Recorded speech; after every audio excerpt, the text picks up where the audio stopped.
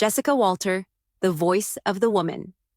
Jessica Walter passed away peacefully, elegantly, and according to her own wishes, just as she had lived the majority of her private life. It was March 24th, 2021, a Wednesday. Her age was 80. She simply never woke up after going to sleep in the Manhattan flat she had lived in for over 40 years.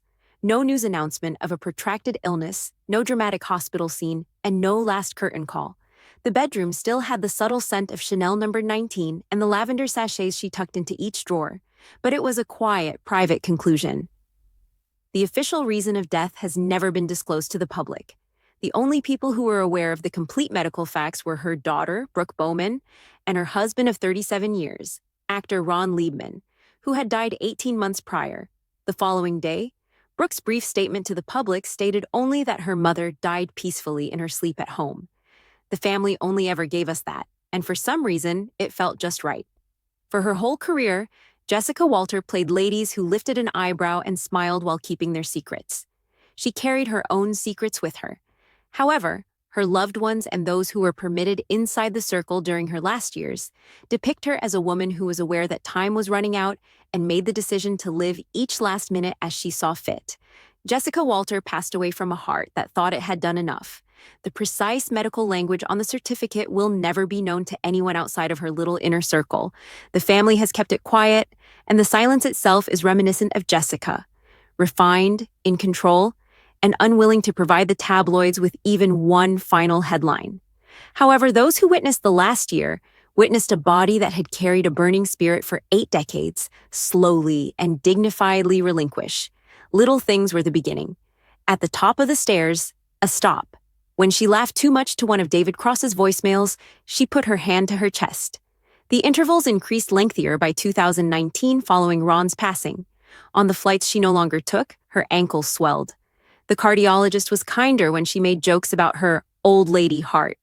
Moderate congestive failure, the kind that develops after years of blood pressure medication, late nights, martinis, and the sheer intensity of being Jessica Walter.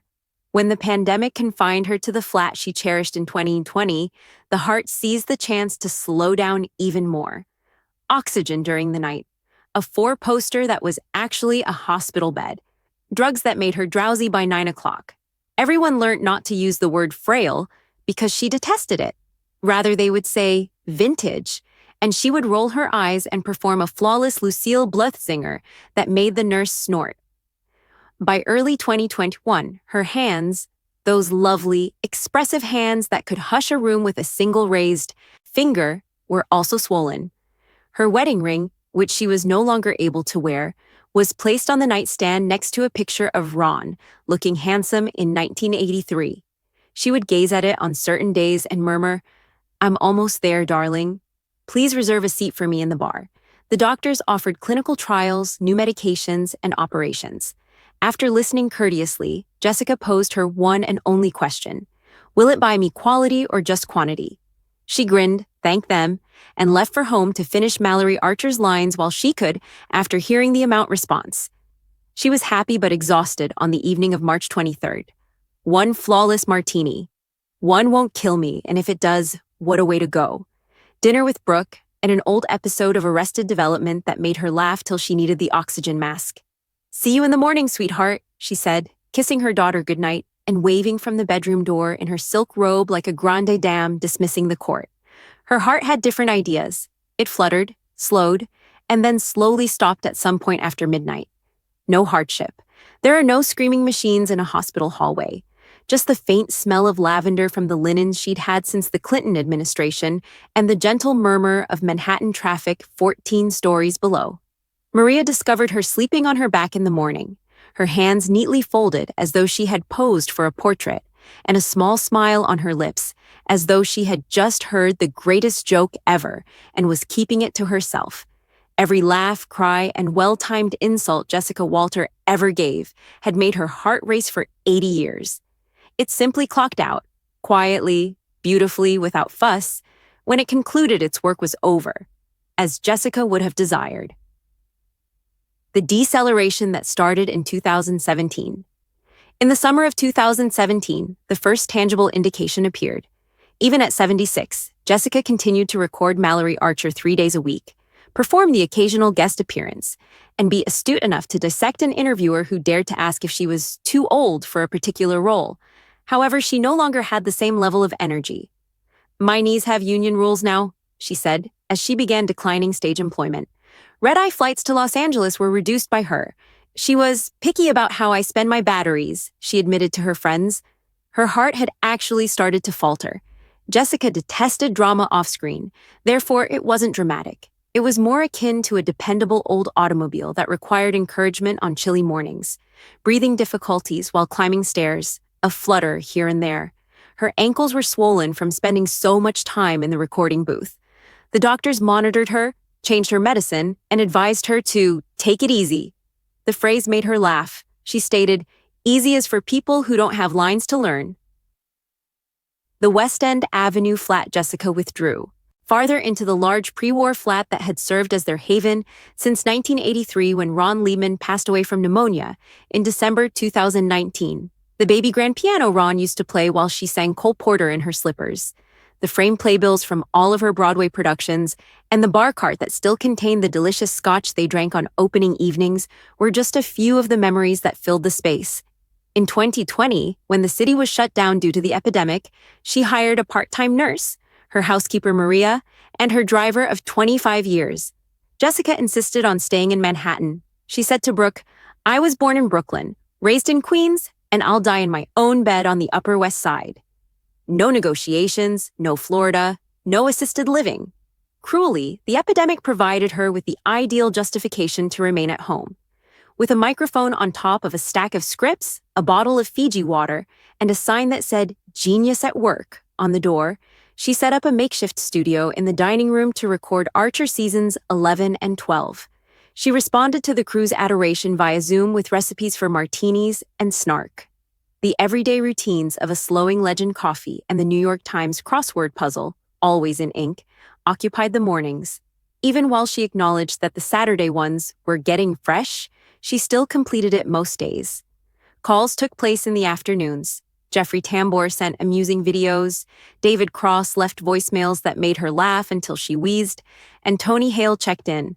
Long after Alex Trebek left, she continued to keep a running scorecard against him and watched Jeopardy! Faithfully. Brooke and Micah, her grandson, owned the evenings. Bringing takeaway from Joe Allen or Café Luxembourg, they spent 3 or 4 nights a week sitting by the fireplace in the winter and on the terrace in the summer. Wrapped in one of Ron's old cashmere sweaters, which still had a hint of his scent, Jessica would hold court in her favorite recliner and tell anecdotes about Lindsay Anderson, Clint Eastwood, or the time she made Bette Davis snort. Every day she spoke about Ron. She shook her head and smiled softly instead of crying. She saved them for when she was by herself. She would say, "He would detest all this fuss. He would tell me to go do a play and get off my ass." The final year, 21 years, the cardiac problems had gotten worse by the end of 2020. A hospital bed was brought into the bedroom. Just in case. She required oxygen at night, and she was taking more drugs. She detested it. She said, "It looks like I'm already dead," and immediately covered it with a gorgeous quilt and a pile of ornamental pillows to make it resemble a throne. In February 2021, she completed recording Malory Archer's lines for season 12. No one knew it at the time, but her final words were classic Malory. "Sterling, darling, do try not to die." For the rest of us, it is really inconvenient. She was informed by the A&I sound engineer that the first take was flawless. "Of course it was, sweetheart," Jessica retorted. "At 80, I don't do second takes." March was a peaceful month for her. Less guests, more rest. "I'm not afraid," she said to Brooke one afternoon. "It hurts how much I miss Ron. He's probably waiting for me to catch up." "If she wanted anything," Brooke inquired. After giving it some thought, Jessica declared, "A good martini and a standing ovation." In that sequence. The evening she departed, she had dinner with Brooke on March 23rd, pasta from Carmine's since calories were no longer an issue. They laughed till Jessica needed oxygen while watching the episode of Arrested Development in which Lucille Bluth adopts a Korean son. At 10:30, Brooke gave her a goodnight kiss. "See you tomorrow, kiddo," Jessica murmured, waving from the doorway in her silk robe, hair flawless even at bedtime. She didn't wake up. The following morning, Maria discovered her lying on her back with her hands calmly folded over the blanket and a tiny smile on her face as if she had just heard the ideal joke. The flat felt lighter that day, as if someone had opened a window that the rest of us couldn't see, according to the doorman. Following the funeral was not held in public. Scatter me with Ron, play some Sinatra, and get back to work, Jessica had stated rather clearly. In Central Park, next to the Delacorte Theater, where she formerly portrayed Regina Giddens and destroyed the building, her ashes were combined with his and dispersed. With tweets, tributes, and montages, the world let out a loud cry of grief. Inside the flat, Brooke discovered a message scrawled in Jessica's graceful, looping handwriting on her nightstand. If you're reading this, I've finally gotten some rest. Let everyone know that I adored them. Inform them that I had an incredible run. And ask Malory Archer to pour me a drink. Mom, Jess, Lucille, Malory, and myself will always be loved. Jessica Walter departed the stage just as she had arrived, flawlessly timed, authentically herself, and devoid of any superfluous words. The laugh track came to an end. However, on a quiet night in Manhattan, you can still hear that voice, dry, delicious, devastating, saying, "Oh, for heaven's sake." And for some reason, everything seems a little lighter.